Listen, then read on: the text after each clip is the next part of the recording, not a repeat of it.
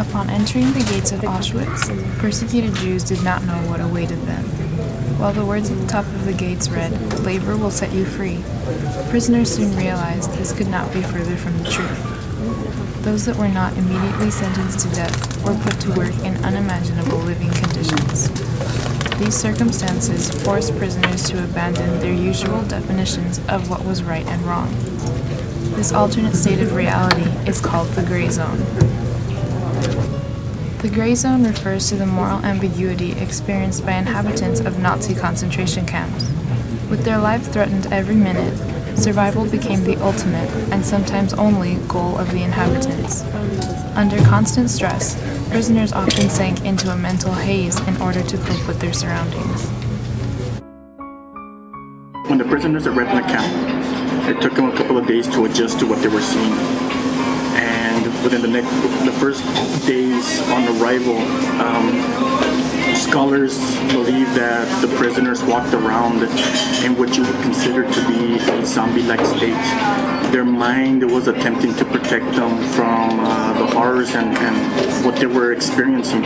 It was almost as a defense mechanism. They became desensitized to seeing dead bodies throughout the camps, being separated from their families, and being treated worse than animals. Along with this attempt to block out reality, prisoners also resorted to any means necessary to preserve their own lives, even if their survival was at the cost of others. Certain individuals that crossed into the gray zone were willing to steal from other Jewish prisoners in order for them to get maybe a little piece of stale bread for their family members.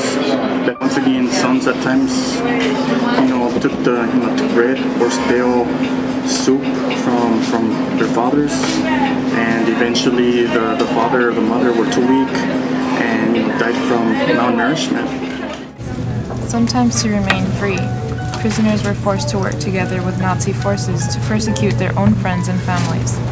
In his book, The Gray Zone, Patrick Henry writes, "Some of the privileged oppressed became oppressors themselves, thereby blurring any simple, all-encompassing distinction between victim and executioner." One of the reasons why the Nazis did that was in order for them to, divide and conquer, to pit, prisoner against prisoner. If it was this division among the prisoners, then it would lessen the chance and opportunity for them to unite and ultimately fight back against the Nazis. We can't know what we're capable of, any of us. How can you know what you do to stay alive until you're really asked? I know this now.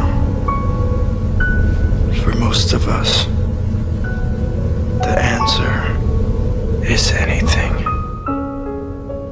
It's so easy to forget who we were before.